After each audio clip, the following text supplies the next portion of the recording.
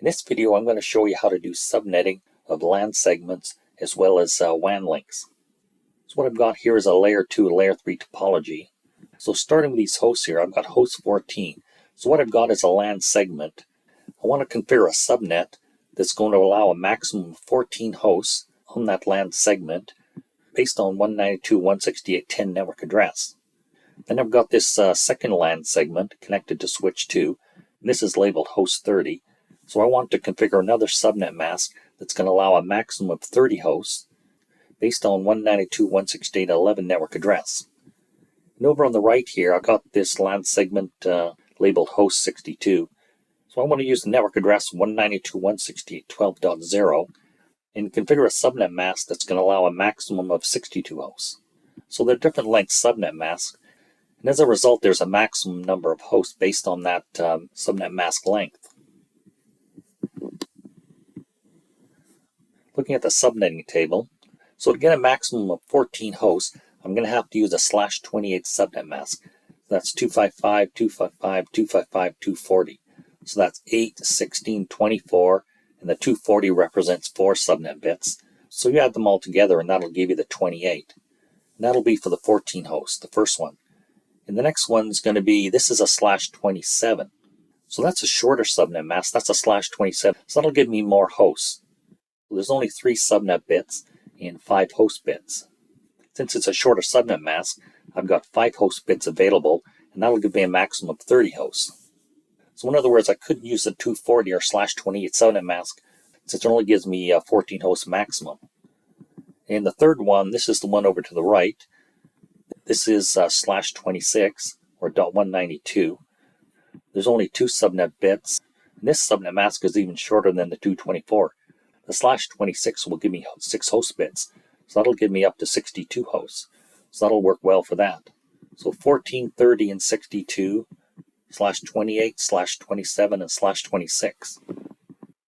/28, /27, and /26. So that's the LAN segments. For the WAN links, I need 3 subnets.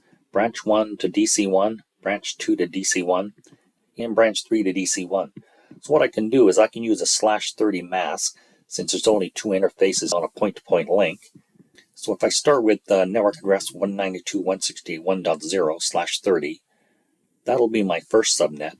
So the next one would be 1.4. That'll be the subnet for the link between branch 2 and DC1. And based on a /30 subnet mask, the next network address would be 192.168.1.8/30. And that would be the link between branch 3 and DC1.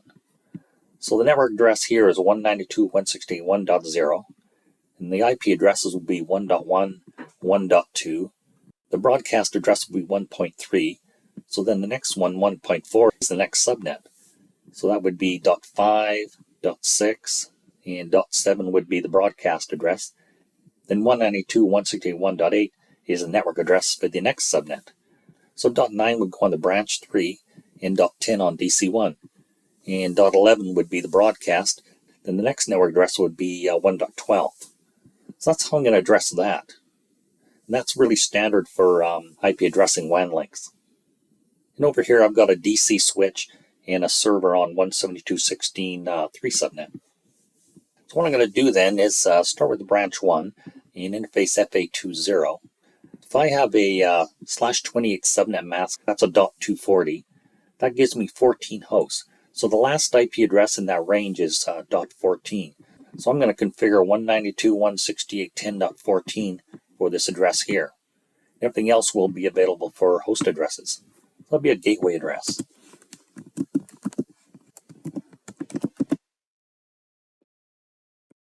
The interface FA20. Description is just a LAN interface.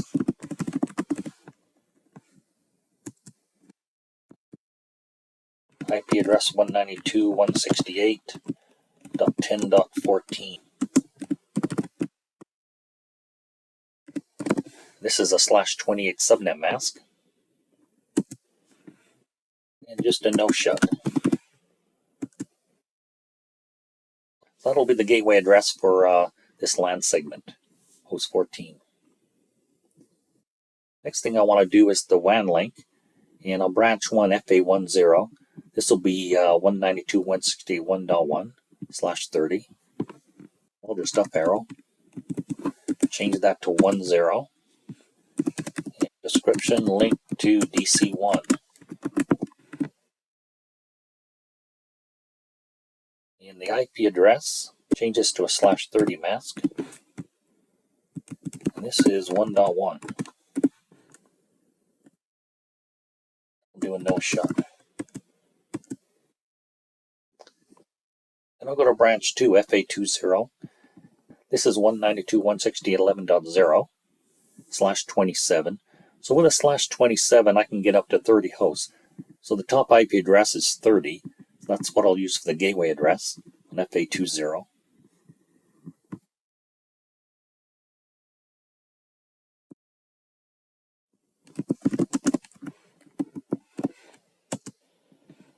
And description, just put LAN interface. An IP address 192.168.11.30. If I went any higher than 30, it would be in another subnet and would not work. And /27 is 224 from the subnetting table. And a no shut. I want to do the interface. This is 192.168.1.4 network address. This will be 1.5 on branch 2 and 1.6 on DC1. So we'll go to 10 here on branch 2.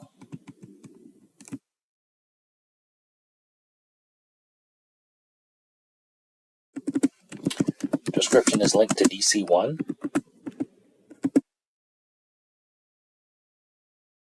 IP address will be a /30.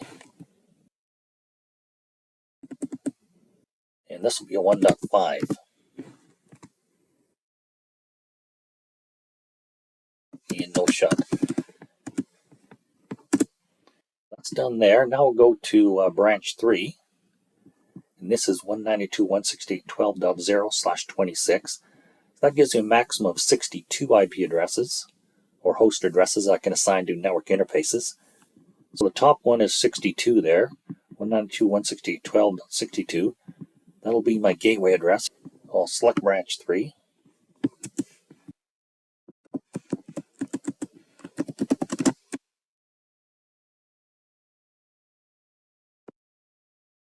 Base FA20, and description is LAN interface. IP address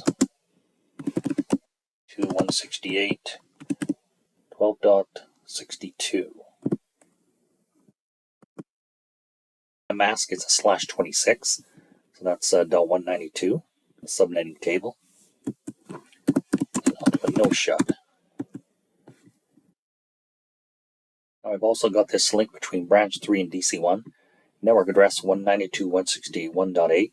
So 1.9 will be on FA10 of branch 3, and DC1 FA20 will be 110. So I'll just up arrow.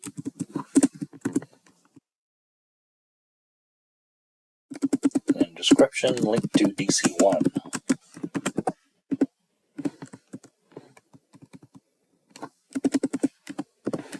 IP address is /30.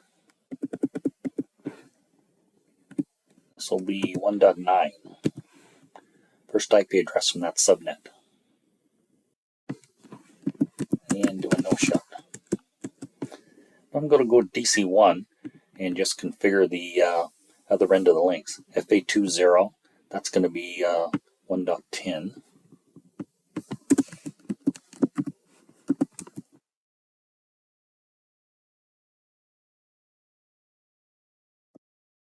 And description.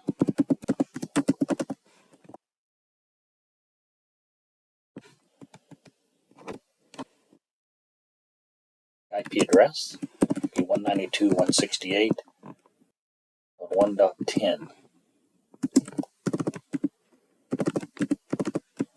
That's going to have a /30 subnet mask. And I'll do no shut there. The next thing I want to do is the link this FA00 to branch 1. That'll be 192.168.1.2. Go up arrow again. This is a link to branch 1. Branch 1 is this host with 14. It's a /30. This is just going to be a 1.2.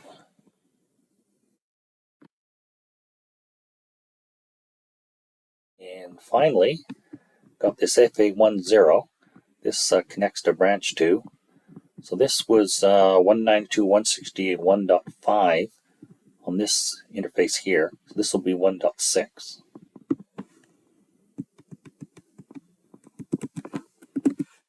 Interface FA10. This will be a link to branch 2.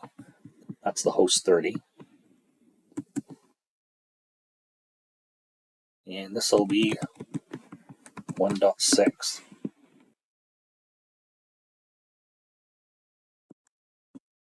And I'll do a no-shut on that too. This connection to DC switch is already configured.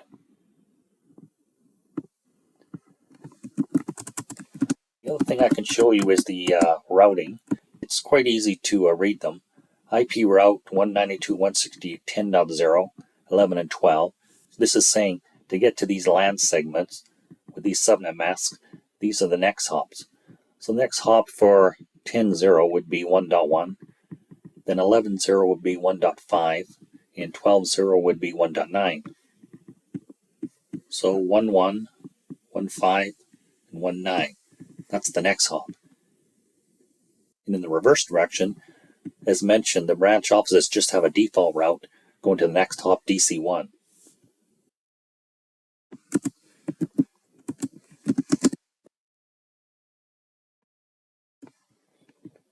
So this default route here, so this IP route statement, next hop is 192.168.1.2, and that's what this is here, FA00. That's the next hop. So we just send it right to there. And branch 2 and branch 3 have a next hop of DC1 as well. So for branch 2, the next hop is 1.0, and for branch 3, the next hop is FA20. So now with all that done, I want to verify that the LAN segments, the hosts on them, have access to the data center server. That's DC server, 172.16.3.1. So I'll just do a copy run to start for all these.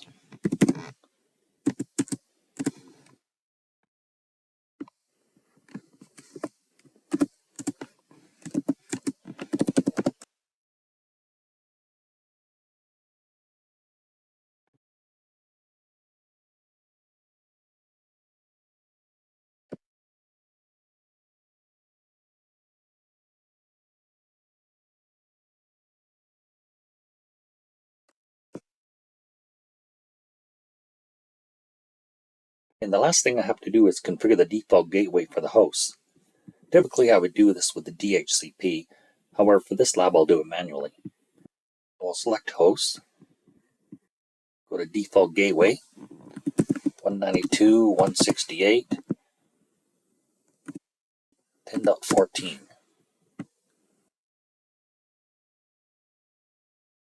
Next one, this will be 192.168.11.30. Over here, 192.168.12.62.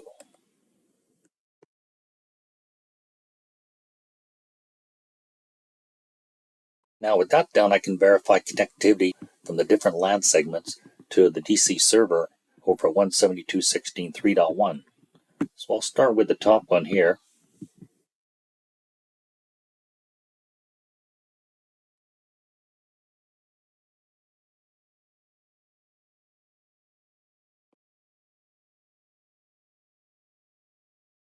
And it connects. So ARP was working, so I only got 2 replies. Should get all 4 now. Great. So the hosts on that LAN segment connect to the data center server, 172.16.3.1. We'll go to this LAN segment.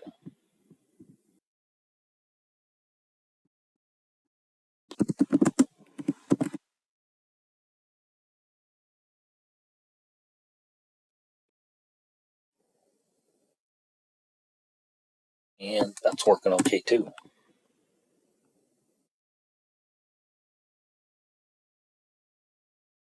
And finally, I'll go over here and do a ping.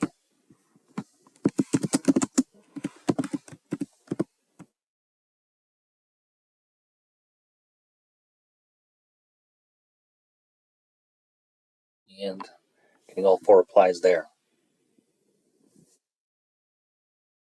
So with these LAN segments, when I say LAN segment, these would represent a branch office.